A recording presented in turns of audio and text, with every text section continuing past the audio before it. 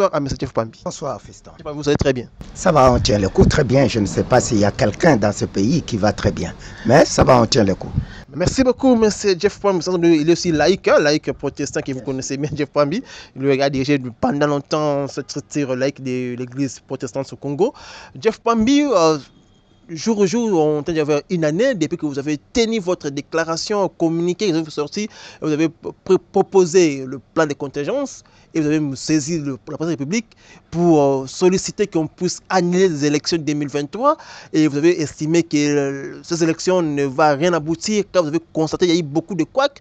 Vous avez aussi soulevé la question de la Constitution et aujourd'hui, une année après, on est de voir cette question de la Constitution est mise en cause, le débat est lancé à la carte sociopolitique de lui-même, le chef de l'État, qui devons suivi, indiqué. Donc pour lui, on pense qu'on doit changer cette Constitution. Mais Jeff Pambi, qu'est-ce que vous pensez? Bon, merci beaucoup. Moi, je pense que le débat est sur la Constitution, comme vous le dites, est une diversion politicienne.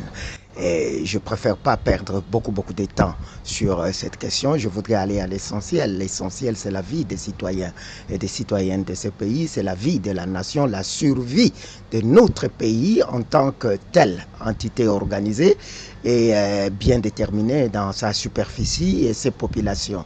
Et c'est cela, à l'heure qu'il est mis très à mal. Et nous ne savons plus aujourd'hui dire quelle est la superficie réelle de notre pays. Ça, c'est le problème qui nous concerne. Quelles sont les populations qui composent notre pays, donc à quelque degré que ce soit. Ça, c'est notre pays. Comment vivent les citoyennes et citoyens dans ces pays, qu'ils soient des nationalités congolaises ou ceux qui ont choisi le Congo comme leur seconde patrie ou comme un lieu de vie pour une raison ou une autre. Ça, c'est notre préoccupation. Comment est-ce que notre pays est dirigé et conduit? Nos populations sont-elles sécurisées ou pas? Ça, c'est notre préoccupation. Quant à ce qui est des débats inertes, des débats vides de substance, des débats de diversion, des diversions politiciennes, et vous verrez que ça, il faut le laisser aux politiciens. Il y a les politiciens du pouvoir qui ont lancé les débats, et ceux de l'opposition ont réagi, comme je le disais tout à l'heure à des amis, et nous sommes la société civile. Non, nous sommes la société congolaise. Nous devons nous atteler le plus à ce qui concerne notre vie ou notre survie. Mais qu'à cela ne tienne, je reviens à ce que vous avez évoqué, le plan de contingence. Le plan de contingence, c'est vrai, il y a de cela maintenant plus ou moins une année, si pas légèrement plus, que nous avons lancé, que Alerte RDC a lancé, rendu public son plan de contingence. Nous allons évoquer le contenu, si vous le permettez, par rapport à l'évolution de ces débats ou de cette émission. Mais avant cela, plus d'une année avant, nous avions aussi, dans le cadre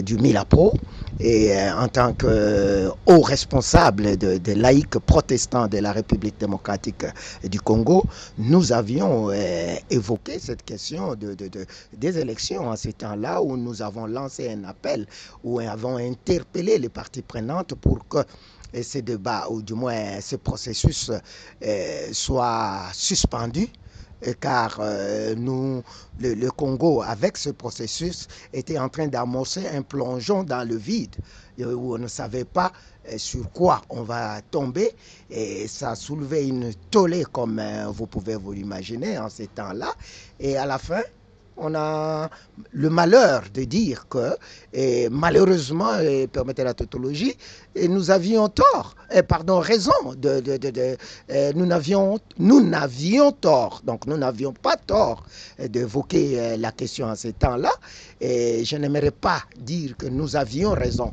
parce que si je dis que nous avions raison, c'est comme si c'est quelque chose qui nous réjouissait. Non, ça ne nous réjouit pas. Lorsque vous tirez une sonnette d'alarme sur des questions importantes comme celles qui engagent ou qui impactent la vie de la nation, et que l'on ne vous ait pas écouté, et qu'à la fin, on se rend compte qu'on avait tort de ne vous avoir pas écouté, on n'a pas le goût, on n'est pas d'humeur à dire que nous avions raison. parce qu'on ne veut pas avoir raison sur une telle chose qui est destructive pour la nation. Oui, nous l'avons fait en ces temps-là, et le plan de contingence était clair. Il ne fallait pas annuler les élections comme vous veniez de l'annoncer, mais il fallait suspendre un processus qui n'allait qu'aboutir qui n'allait qu'accoucher d'une souris, comme on dit, l'expression semble être consacrée. Et vous avez vu ce que nous avons eu comme élection. Et une élection supposée, ou du moins une opération électorale supposée comme le vote, supposée se tenir en un jour, et jusqu'aujourd'hui, un an, ça va faire un an, jour pour jour, et cette opération supposée d'un jour n'est pas encore terminée. Et il ne se terminera même pas en un jour, en un an, parce que l'année va finir et les bourgmestres ne seront toujours pas encore élus. Donc ce processus est... Et alors on se pose des questions. Est-ce que le Congolais a-t-il perdu de sa substance qui faisait sa fierté? Un pays pétri de personnes intelligentes, fières, dignes, conscientes. Mais qu'est-ce qui s'est passé? Tout le monde est devenu soulard, tout le monde est devenu... on ne sait pas. Tout le monde est en quête de pouvoir pour le pouvoir, d'autres sont en quête d'argent par tous les moyens, et vous avez volé autant d'argent dans ces pays, des millions, des centaines, des dizaines ou des centaines de millions, eh bien, vous êtes toujours nuls. Nuls. Et le pays sombre. Ça, c'est notre préoccupation, fiston. Jeff Pambi, vous voulez dire aujourd'hui cette question de changement ou révision de la Constitution qui fait débat, selon vous donc c'est mineur, donc c'est négligeable. Donc la vraie question c'est l'avenir et la vie des peuples congolais. Absolument. Et de la nation congolaise. Et regardez, aujourd'hui le pays est en train de... Une bonne partie, un pan important de notre pays est entre les mains de l'ennemi. Le Congo officiel ne contrôle pas cette partie. En rien du tout. Aujourd'hui, on est en train de voir le chef de l'État partout, il passe province par province, il évoque cette question parce que c'est lui le premier citoyen lorsqu'il évoque cette question. Oui, mais tant mieux, ça, je suis désolé de le dire. Nous ne cessons d'interpeller le chef de l'État parce que c'est notre devoir. Si le président de la République, c'est parce qu'il y a un État, qu'il y a un peuple et que nous sommes là. Et si le président de la République, qu'on l'aime, qu'on ne l'aime pas, qu'on ait voté pour lui ou pas, c'est lui le président de la République. Et il n'y a pas deux personnes vers qui on doit aller pour s'adresser lorsque la vie de la nation est en danger. Et comme on dit, le chef de l'État n'est pas un magicien. Il peut avoir tort dans beaucoup de choses. Et ici, depuis le début, beaucoup de choses, malheureusement, que nous avons évoquées, se sont tournées être que le chef de l'État avait tort. Ou en tout cas, son appréciation n'a pas été ce qui devrait être, à commencer par la question de l'EAC. Vous avez été nous voir, nous avons évoqué cette question combien de fois avant que la RDC n'intègre cette organisation criminelle pour notre pays, assassine pour notre pays, et nous avons évoqué la question, nous avons interpellé le non-gouvernant. Pendant qu'ils étaient tellement enthousiastes, nous leur avons demandé d'aller lire les textes qui fondaient cette organisation. Vous auriez compris que cette organisation, ses membres fondateurs, n'attendaient que l'entrée de la RDC qui était prévue pour la mise en œuvre de ce projet funeste. En 2023, cette organisation devrait se structurer. Si vous lisez les textes de ce temps-là, donc ça prévoyait déjà qu'en 2023, cette organisation devrait devenir opérationnelle, le Congo serait dedans. Et vous n'avez pas manqué de suivre le chef de l'État par rapport à ses commentaires sur la question des commentaires qui parfois faisaient frissonner. Je ne veux pas ici reprendre ces commentaires, faites-le si vous voulez, mais est-il que ça faisait frissonner. Et quand ensuite le chef de l'État a invité les forces armées de ces États-là, qui en fait ne sont pas des États amis, parce que parmi ces États-là se trouvent des États ennemis aux nôtres, des États qui agressent notre pays. Et vous invitez l'agresseur de votre pays pour venir sécuriser votre pays. On se pose la question, qui conseille le chef de l'État ? Parce que le chef de l'État n'est pas expert dans toutes les matières. Il a des responsables, des personnes, des techniciens en matière sécuritaire, économique, sociale, dans tous les secteurs. C'est-à-dire que tout ce que le chef de l'État dit, la vraie source, ce sont ses proches, c'est-à-dire les conseillers, les ceci, cela. Et puis en plus, il a le mécanisme étatique qui est le gouvernement avec les départements sectoriels.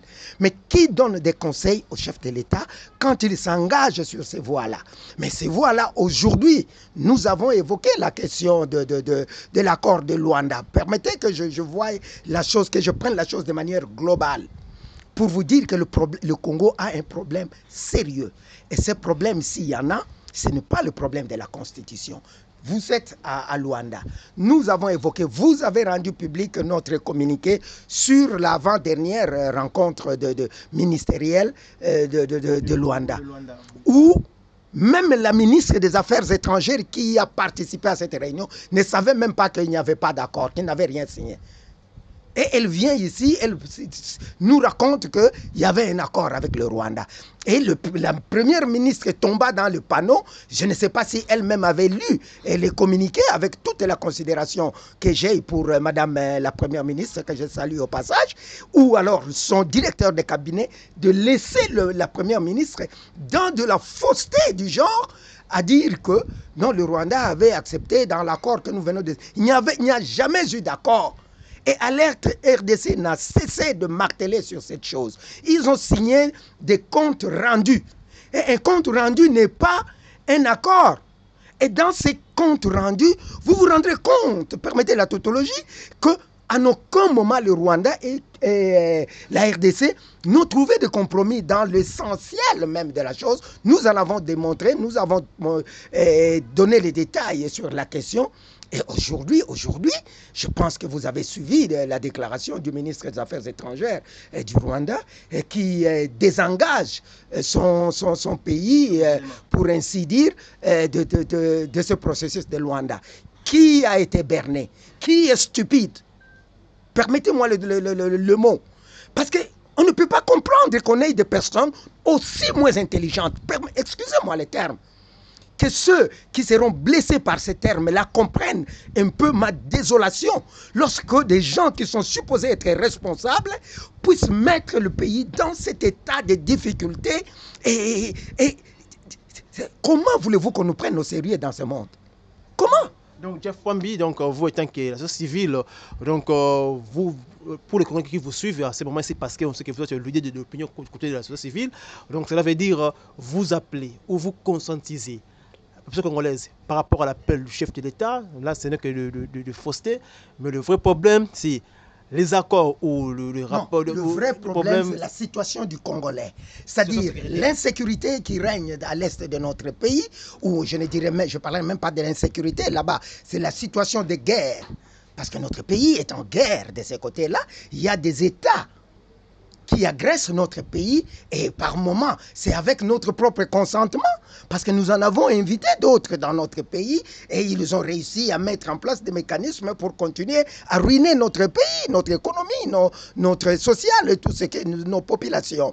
Et au-delà de cette guerre qui sévit à l'Est, il y a maintenant l'insécurité grandissante dans toutes les villes du pays. Regardez à Kinshasa aujourd'hui, j'avais l'habitude à un moment de sortir à 23 h faire une marche pendant au moins 2 ou 3 heures la nuit. Et puis je rentrais pour me reposer un peu, se ressourcer et consorts. Aujourd'hui, même à 19 h, tu as peur. Même la journée, tu as peur de circuler. Et il y a des gens, il y a un groupe d'individus qui ne voient pas ça.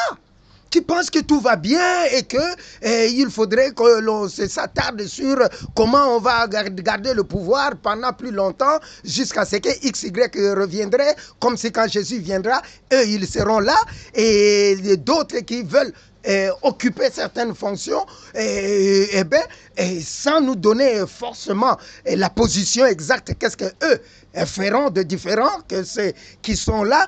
Donc nous, la société civile, comme je disais, on ne doit pas se laisser emporter par des discours politiciens. Les politiques, ils injectent des matières comme maintenant. Le pouvoir qui veut ce qu'il veut, il vous lance la constitution, c'est un débat politicien et vous allez voir que les autres politiques du camp opposé s'agrippent à ça, ils se mettent à débattre sur la question, est-ce que nous, de la société civile, nous les citoyens de ces pays, nous sommes obligés d'entamer ou d'intégrer ce débat-là amorphe qui n'a aucune importance, parce que le débat de la Constitution, je vous dis et je vous répète qu'il n'a aucune importance dans la vie des citoyens aujourd'hui.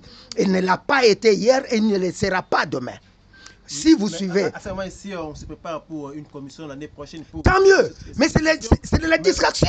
Maintenant, parce qu'on sait qu'on va lancer, parce que la balle est déjà du côté des populations, et cette population majoritaire est la jeunesse qui vous êtes ensemble avec elle au sein des sociétés civiles. Mais qu'est-ce que vous dites à cette jeunesse? Non, la jeunesse consciente sait, elle nous suit, elle nous écoute. Elle sait qu'elle ne peut pas intégrer ce débat, qu'il est inutile pour lui. Et voyez un peu comment est-ce que les politiques jouent un peu au ping-pong avec cette jeunesse. Il y en a qui disent ceci, il y en a qui disent cela. Aujourd'hui, ils ont dit une chose, demain, ils en diront une autre. Et finalement, la jeunesse est en train de voir, d'écouter, d'entendre cela. Et si cette jeunesse peut se pavaner à suivre ces gens qui ne peuvent rien garantir pour eux, plutôt, moi je pense que c'est nous, la société, qui devons orienter les politiques. Parce qu'on fait la politique pour la société, pour nous gouverner. Et on va nous gouverner par rapport à nos besoins à nous. Et donc, c'est à nous, en tant que souverains primaires, c'est à nous, en tant que peuple, de donner, de dicter nos problèmes aux gouvernants, de dicter nos problèmes aux politiques et de leur demander de pouvoir lancer un débat dessus pour que l'on voie comment est-ce que notre vie peut s'améliorer, nos conditions de vie, ou notre pays peut être mieux sécurisé. Mais ce n'est pas que eux, à chaque fois, si leurs intérêts sont mis en danger, soit qu'on veut s'éterniser au pouvoir, comme diraient certains, ou encore on ne sait rien faire et qu'on on se lance dans une diversion pour qu'on oublie l'essentiel, aller circuler à Kinshasa. Est-ce qu'il y a un endroit où tu vas mettre le pied? Non, impossible. Mais franchement, je ne voudrais pas emprunter les expressions politiciennes. Mais disons-nous quand même la vérité. Est-ce que, en changeant la Constitution, nos routes à Kinshasa vont devenir meilleures? Est-ce que la corruption va terminer? Et le chef de l'État, s'il vous plaît, laissez-moi finir un peu. Le chef de l'État lui-même l'a dit quelque part, où il est dans le Grand Katanga, que non, on l'accuserait dans certains propos, surtout de l'opposition. Pour être spécifique, c'est ce qu'il a dit en tout cas, à moins que ma mémoire ne me trahisse, et que pour lui, ce n'est pas dans ses intentions que si la Constitution changeait, que ça va résoudre tous les problèmes. Mais alors, on veut changer la Constitution, pourquoi? Parce que les juristes vous diront que il est de principe que la loi précède, les faits précèdent la loi. Ça veut dire quoi en français facile? C'est-à-dire il y a une situation qui nous amène à légiférer ou qui nous amène à créer une loi. Mais ce n'est pas l'inverse. Parce que si vous créez une loi sans une situation précise à laquelle cette loi doit répondre, eh bien c'est l'inversion des valeurs. Ça veut dire que cette loi sera inutile. Parce qu'elle ne va servir à rien, tu vois. Et ici, c'est de se demander qu'est-ce qui motiverait le changement ou la révision de la Constitution. Et quel est le cadre qu'il faut pour réviser ou changer une Constitution. Je ne réponds pas en tant que tel sur la question, mais je nous laisse réfléchir.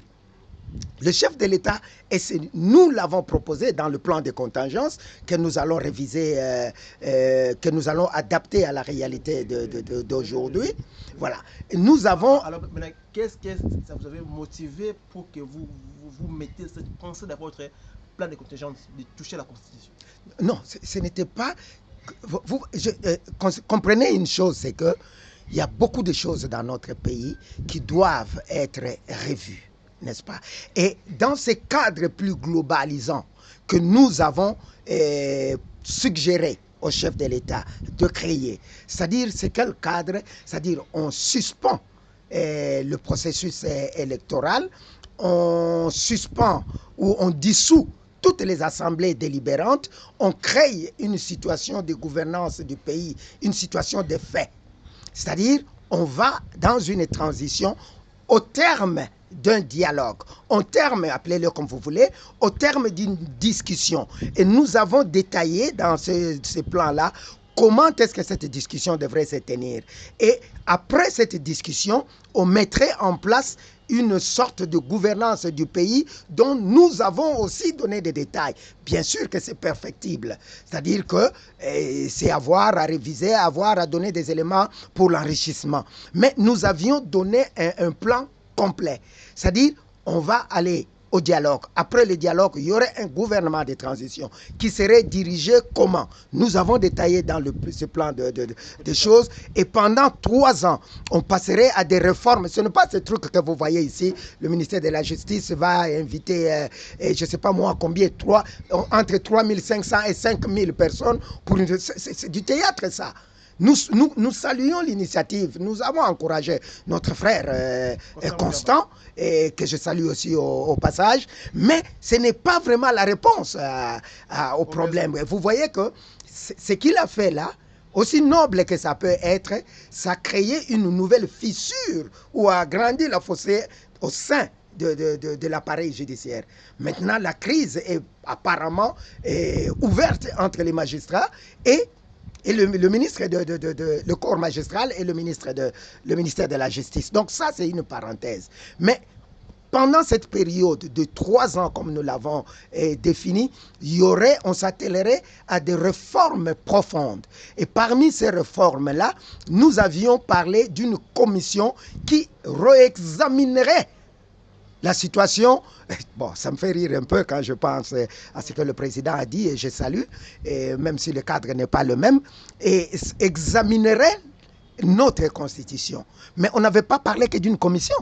Nous avions parlé d'une commission qui jetterait un coup d'œil sur notre constitution et voir les forces et les faiblesses, qui le rapporterait à l'Assemblée des transitions pour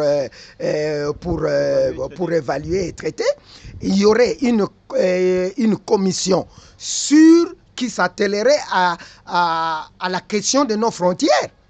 Avec nos 9 frontières, une commission qui verrait pas à pas quels sont les problèmes que notre pays auquel il est affronté avec XY pays dont nous partageons la même frontière, et ramènerait les conclusions de son travail à l'Assemblée. Et ceux de la diplomatie. Il faut refonder notre diplomatie parce que le Congo n'a pas une politique diplomatique voulue. Aujourd'hui, on ne peut pas poser la question à quelqu'un pour dire quelle est la position traditionnelle de la RDC sur telle ou telle autre matière. Personne ne pourra répondre à ça. Posez la question même au Premier ministre ou au ministre des Affaires étrangères s'il vous répondra. Je doute. Il n'aura pas de réponse, même au président de la République. Posez-lui cette question. Il ne vous répondra pas parce que ça n'existe pas. Et ça serait l'occasion, c'est-à-dire de recréer le pays. Parce que l'alerte veut dire alternative laïque engagée pour la refondation totale de l'État. C'est-à-dire on aurait refondé l'État et on repartirait sur de nouvelles bases avec un État nouveau. Mais ce n'est pas de la même façon que ceux aujourd'hui qui soit soutiennent ou sont contre le changement de la Constitution ou la révision, ou dire que non, on veut repartir un Congo nouveau. Comment vous allez constituer un Congo nouveau avec de mauvaises bases? Parce que la corruption est là. Et tous ceux qui crient là-bas, ce sont eux des corrompus. Et ils ne sont jamais sanctionnés. Non, je ne dirais pas des corrompus, c'est faible. Ce sont des voleurs. Alors, merci, M. Jeff Pambi. M. Jeff Pambi, je pense que lorsque vous parlez de cette question, c'est comme si les gens qui te suivent, ils vont te perdre, ils vont dire, mais Jeff Pambi, qu'est-ce qui se passe dans sa tête? Parce que Jeff Pambi, on connaît même en 2016, Jeff Pambi, lorsqu'il était venu dans ce pays, il avait regagné la RDC, qui avait participé même à l'accord de l'Union africaine avec Kodjo, et on avait vu Jeff Pambi mettre des banderoles partout dans l'Afrique de Kinshasa pour évoquer la question de l'irrévocabilité de la société congolaise. Et une question aussi qu'aujourd'hui, la Première ministre s'immunent devant la diaspora congolaise au Canada, ils ont évoqué cette question. Et c'est une question qui est liée aussi à cette idée de la Constitution, que aussi on changerait cette Constitution, on peut répondre à la question qui avait amené Jeff Pambi au pays. Est-ce que Jeff Pambi être fustigé cette démarche? Est-ce que vous voyez pas, les jeunes ne comprennent plus Jeff Pambi? Non, c'est de la distraction, c'est de la tricherie, c'est du raccordement frauduleux, comme on dit, n'est-ce pas? Non, le problème n'est pas là. Cette question était déjà résolue en 2013 parce que la diaspora est venue de partout.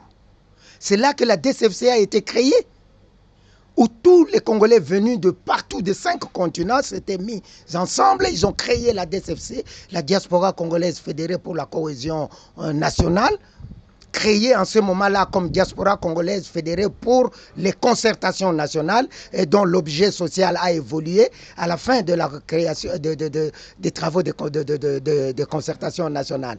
Mais les options étaient levées, et je peux même vous dire qu'un début d'exécution avait été amorcé, où on avait le gouvernement de l'époque avait instruit le corps consulaire à pouvoir, dans le monde entier du Congo, à pouvoir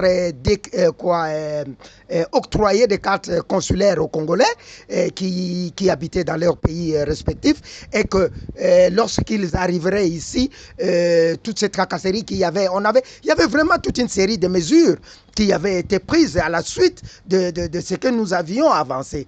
Et là, en 2013, que nous avons évoqué la question de l'irrévocabilité de la nationalité congolaise d'origine pour un peu contourner ce problème de la double nationalité. Aujourd'hui, les gens, même des personnes pas outillées du tout, et d'autres mal intentionnés, vous avez entendu ici la question du père et de la mère, ou de consorts, tout ce tralala-là qui est venu semer la confusion.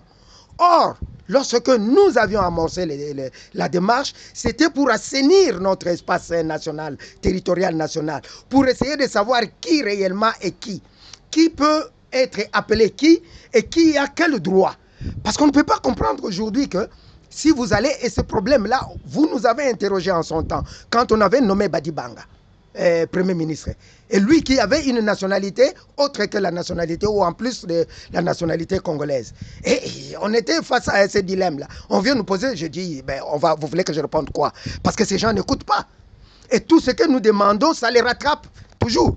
Aujourd'hui, aller dans les ministères, aller dans l'Assemblée nationale, aller dans comment on appelle ça, les entreprises privées, vous allez voir combien qui ont des passeports autres que le passeport national congolais, mais ils sont là et ils croient qu'ils en ont les droits. Mais quant à ceux qui vivent à l'étranger, lorsqu'ils veulent venir ici, on leur impose des contraintes. Mais dans une nation, il ne doit pas y avoir double standard. C'est ou bien. Soit on accepte une chose et cela doit être de mise pour tout le monde, soit on la refuse pour tout le monde. Et ici, il y a des personnes qui ont une nationalité étrangère dans leur judiciaire, mais qui se présentent aux élections avec une carte électeur, avec un passeport congolais, et pour eux, c'est normal. Mais les autres, les pauvres qui sont, comme s'ils étaient vraiment aussi pauvres que ça, qui sont à l'étranger, on leur interdit. Regardez le cas le plus patent et le plus ridicule. C'est lorsque Jean-Marie Kassamba et notre frère, le Top Congo, Lusakweno, veulent s'entrer en compétition pour une institution normale qui n'a rien de stratégique. Moi, je trouve rien de stratégique là-bas. On dit ils auraient des passeports étrangers, ils auraient une nationalité étrangère. Mais qui mieux que Jean-Marie Kassamba pour prendre? Excusez-moi, il y en a d'autres, que les gens ne soient pas frustrés. Mais c'est un garçon qui a une vision pour le secteur des médias de notre pays, qui a démontré ses capacités, qui a révolutionné la télévision dans ce pays. Je ne voudrais pas parler de Jean-Marie ou lui jeter des éloges ou n'importe quoi que vous direz. Mais c'est une révolte qu'une personne comme celle-là, qui a tout à apporter dans ces pays, on dit que non, toi tu n'es pas congolais, nom de Dieu, nom de Dieu. Il est de Moupompa ici, ou bien je ne sais pas moi, je ne sais pas, Bolobo ici, ou quoi, son père ou sa mère, tout ce que vous voulez. Et vous dites qu'il n'est pas congolais. Lusakwe batata na ye awaboye nani ayebi docteur Lusakwe note. Et vous empêchez, et Lusakwe qui a fait ses preuves dans ces pays, vous dites que ces gens-là ne peuvent pas participer. Qui est-ce que vous placez là-bas? Je salue le vieux qu'ils ont placé là, et il a fait son temps, mais est-ce que vraiment ça valait la peine d'imposer un tel ridicule à ces deux vaillants citoyens de notre pays, ces deux fils dignes de notre pays, je citais Lusakweno et Kassamba, qu'on leur refuse ce qui était de droit. Et aujourd'hui, quand on parle de la Constitution, vous verrez, il y en a qui disent c'était fait par des étrangers à l'étranger sans rire. Alors que ceux-là même qui défendent savent où ça a été fait, par qui ça a été fait sans entrer dans le débat. Et ceux qui ont fait comme le professeur, comment on l'appelle encore, Bob Kabamba, simplement parce qu'il a un bout de papier qui l'a permis. Mais qui ne sait pas ici, Nakatiawa, pourquoi tu as un papier Libanda? Qui ne sait pas? Mais dis donc, il y a une raison pour que l'on ait un tel... Mais notre sang, notre corps, notre âme reste du Congo. Et c'est la raison pour laquelle vous voyez ces gens revenir dans leur pays, dans leur mère patrie. Mais parce que vous n'avez pas de capacité nécessaire à gérer une situation, et alors vous utilisez des faux fuyants, vous indexez les autres, et ça c'est déplorable. Donc cela veut dire même le Congolais vivant à l'étranger qui avait posé cette question au Premier ministre, donc ça veut dire qu'il n'avait pas raison de lui poser cette question. Non. Il fallait qu'il pose cette question pour mettre Madame la Première ministre devant des évidences. Qu'elle comprenne qu'il y a des choses, il y a des débats que eux et la réponse qu'elle avait donnée, et ben voilà, bon, je ne vais pas commenter là-dessus. Vous comprenez qu'ils avaient raison de poser cette question. Mais c'était à elle maintenant de gérer la réponse qu'elle allait donner et n'a pas donné la réponse qu'il fallait. C'est-à-dire que, c'est-à-dire quoi? C'est-à-dire que vous restez là où vous êtes, à moins que vous acceptiez qu'on change la Constitution. Et ça, c'est quoi pour une réponse? Merci beaucoup, Jeff Pambi, en tout cas, qui est aussi le coordinateur de DCFC, qui est une société civile de diaspora fédérée pour la cause nationale. Jeff Pambi, concentration de société civile. Jeff Pambi, vous avez beaucoup participé, mené beaucoup de combats depuis que vous êtes déjà au pays depuis plus de dizaines d'années, que vous êtes revenu, quitter votre pays pour venir, c'est pour chercher le bien-être des compatriotes congolais. Jeff Pambi, à un moment, vous avez créé une structure, que vous avez appelé ça force sociale et politique, et vous avez mené le combat ensemble avec d'autres forces politiques. Mais nous avons vu encore cette structure de force sociale et politique tenir une déclaration au sein de la SENCO appelant à l'unité pour barrer la route contre cette initiative de changement de la Constitution, mais on n'a pas vu votre présence là. Et maintenant, les professeurs ne comprennent pas. Est-ce qu'on a dédoublé cette structure ou Jeff Pambi est sous l'ombre ou comment Jeff Pambi? Si vous pouvez éclaircir la population. Non, Fiston, toi tu es méchant. Franchement, toi, tu es compliqué. Bon, excusez-moi, il est méchant, ce gars-là. Mais tant mieux que cela ne tienne. Bon, voilà. Et c'est vrai ce que vous dites. Nous avons créé une structure, mais qui n'était pas une marque déposée, mais qui était une marque appartenant à ses créateurs. Et c'est-à-dire que quiconque était partisan, donc qui était partie prenante de cette structure, pouvait prendre une autre initiative. Et au sein de cette structure que vous connaissez, qui a fait son temps, qui a fait ce qu'il fallait faire quand il le fallait, et vous savez qu'on avait un principe. Puisque nous sommes la société civile, nous ne pouvions empêcher à chaque organisation membre d'abord d'évoluer indistinctement sans tenir compte de cette dynamique de fait que nous avons mise en place. Mais au-delà de cela, il y avait des politiques. Quand nous avons lancé l'appel en ces temps-là, parce que c'est sur base de notre appel, le CALCC laïque catholique et le MILAPRO laïque protestant, et lorsque nous avons lancé cet appel de mettre en commun nos énergies de tous les citoyens et citoyennes de notre pays pour défendre une cause, des causes précises qui étaient détaillées en ces temps-là, c'était un besoin pressant, il y a eu cette promptitude à répondre à notre appel, dont ceux qui aujourd'hui se sont regroupés dans un cadre plutôt politique. Vous voyez un peu la nuance. À l'époque, ce sont les laïcs, catholiques et protestants qui avaient pris l'initiative pour une cause qui était tout à fait sociale. Et aujourd'hui, on est en face d'un débat politicien. Comme je vous l'ai dit au début ici, la question du changement ou révision de la Constitution, moi je trouve ça comme une question politicienne. Et nos pères des églises, réellement des vrais pasteurs, y ont répondu. Vous avez entendu le son des cloches du grand pasteur catholique, le cardinal Lambombo.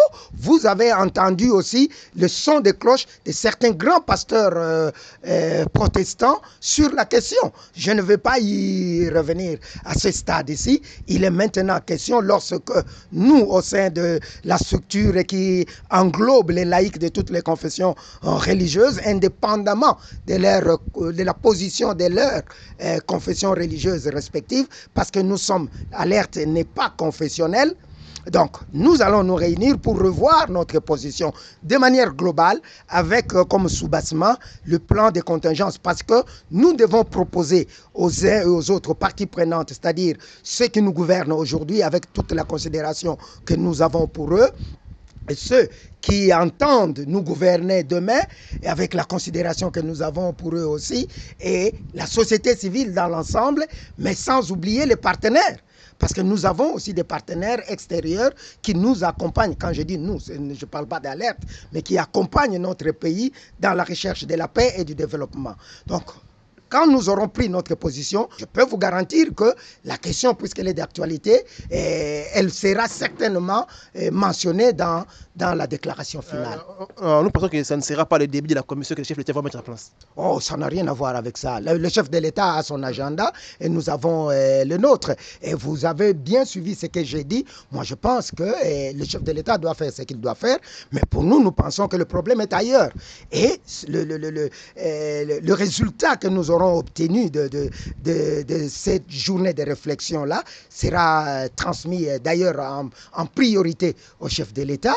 Et si ces services voudront bien lui en faire part, tant mieux. S'ils voudront s'asseoir dessus, tant mieux. S'ils voudront tirer comme certains pasteurs qui tirent juste un verset de la Bible parce que ça peut nourrir, eh bien, tant mieux aussi. Mais nous aurons fait notre travail pendant ce temps et le peuple sera témoin, Dieu avec. Merci Jeff Pambi, nous arrivés à la fin de notre émission parce que tu vas déjà nous faire signe. Merci Jeff Pambi. Une question directe que vous allez répondre. Ça fait plus de dizaines d'années que vous avez quitté l'étranger pour venir au pays, pour chercher, pour combattre, pour chercher aussi le bien-être de votre pays, parce que vous êtes le père et le fils de ce pays et originaire du Grand Bandundu. Mais c'est Jeff Pambi. Pendant ce temps que vous avez passé ici, vous avez courtoyé la jeunesse, le politique, la société civile. Comment vous avez compris l'homme congolais pour l'amour de son pays? Il y a beaucoup de choses à faire, il y a beaucoup de travail à faire. Beaucoup, et ça laisse, si je veux être soft, je dirais ça laisse à désirer. Mais nous y travaillons et nous ne devons pas nous fatiguer. Je peux vous dire que par moment, et je vais vous dévoiler ça, j'ai reçu un de nos pères spirituels, un pasteur, un apôtre qui est venu me voir. Parce que, excusez-moi s'il m'entend, qu'il me pardonne de dévoiler ça, parce qu'il aurait eu un rêve. Et ce rêve-là, je peux le dire qu'il était presque vrai. Parce qu'il arrive un moment où vous êtes fatigué. Et c'est vrai qu'à un moment, je suis fatigué. Parce que vous vous dites que ce pays ne pourra pas changer. Vous voyez? Et pourquoi est-ce que vous pensez qu'il ne pourra pas changer alors qu'il a tous les atouts? Mais c'est parce que l'homme n'existe. Il n'y a pas d'homme pour conduire ce pays. Et ceux qui sont là, ils ne viennent... C'est-à-dire, on n'a pas l'impression que ces gens savent c'est quoi l'apostolat. Ces gens savent pourquoi on fait la politique. Et quand, en plus de tout, on se rend compte que beaucoup d'entre eux ont évolué comme nous dans des pays de grandes démocraties, dans des pays, bon, disons, utilisons le mot développé. Et quand ils viennent chez nous, pourquoi ils ne peuvent pas copier ce qu'ils ont vu de bien là à l'étranger? Quand ils viennent ici, c'est le jour et la nuit.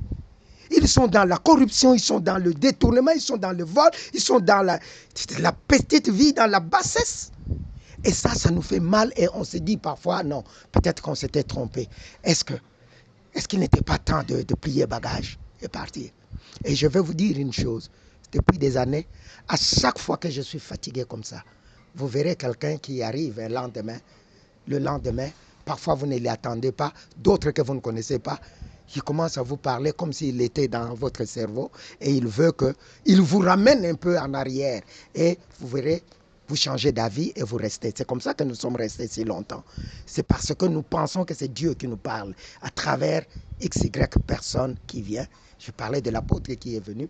Et effectivement, quand il me parlait, et que Dieu lui a montré que j'étais fatigué et que j'étais prêt à lâcher, mais qu'en même temps, Dieu lui a donné une mission pour venir nous voir, nous parler, et prier avec nous, et nous conscientiser et nous renforcer dans notre foi. Et on a prié fortement, et vous voyez, je suis encore là devant vous. Donc, pour dire que nous devons beaucoup travailler. Même ceux qui sont au pouvoir aujourd'hui, nous pouvons être aussi durs que possible avec eux. Parce que c'est notre devoir d'être dur envers eux. Ce n'est pas parce qu'on ne les aime pas, mais c'est parce qu'on veut qu'ils fassent mieux que ce qu'ils font maintenant. Et ceux qui sont dans l'opposition, ce n'est pas que nous sommes tendres envers eux, mais nous sommes aussi durs avec eux parce qu'un jour ou l'autre, vous voyez l'expérience avec Félix, il était hier dans l'opposition, aujourd'hui il est au pouvoir. Ceux qui sont dans l'opposition aujourd'hui, demain ils seront au pouvoir. Et c'est la même rhétorique que nous tenons pour les uns comme les autres et à la société civile de jouer pleinement son rôle. Parce que par moments, la fatigue aussi vient de là. Vous vous rendez compte que la société civile elle-même, elle est perdue. Elle est entrée dans le jeu politique. Soit tendance pouvoir, soit tendance opposition. La corruption qu'on décrit dans le chef de ceux qui dirigent notre pays, c'est ce qu'on retrouve dans la société civile et de quoi se demander. Et parfois, je suis très dur, les gens le savent quand on tient des réunions au cadre de concertation et ailleurs, je suis très dur de ce côté-là et je leur dis, vous ne pouvez pas être donneur de leçons aux autres pendant que vous-même, vous ne vous contrôlez pas dans votre agir de tous les jours. Vous êtes corrompu, vous allez dire à l'autre de ne pas l'être. Parce qu'il faut prêcher, savoir prêcher dans l'exemple. Et c'est ce que nous demandons à ceux qui dirigent. Si la corruption devient ce qu'elle est dans notre pays, c'est parce qu'eux, ils ne sont pas modèles. Mais le jour où ils deviendront modèles, leur modèle-là s'imposera à nous tous en bas parce qu'on aura peur. Que, ceux qui ont sali ma baie, si vous faites ça, attention, regardez en haut. Donc, je suis désolé d'avoir été si long à répondre à cette question. Ça me tient vraiment à cœur. Et l'homme est au centre du problème du Congo. Et la conscience même de celui qui dirige, quand je dis celui, c'est-à-dire tout le monde là où il est, que vous soyez enseignant, que vous soyez DG, que vous soyez ministre, président de la République, député ou quoi, chacun là où il est, doit être conscient de ce que nous avons une nation et que si nous la perdons, comme le cas aujourd'hui, nous sommes en train de perdre. Ne prenez pas ça comme une blague. Les autres, l'ennemi est très déterminé. Et si nous continuons dans la diversion, dans le divertissement comme nous le faisons, nous croyons qu'il suffit d'avoir un peu d'argent de la mission et que d'avant ça va passer. Un jour, nous nous retrouverons les mains vides et nous serons responsables devant notre progéniture et devant l'histoire. Merci beaucoup, M. Jeff Pambe, d'avoir répondu à notre invitation. Je rappelle que vous êtes coordonnateur principal de la société civile alternative laïque engagée pour la refondation totale de l'État, ALECT en sigle, et aussi coordonnateur de DCFC, qui est une structure de diaspora fédérée pour la constitution nationale, et aussi membre des cadres de la constitution de la société civile congolaise. Je dis merci, Jeff Pambe. Merci à vous, Fiston.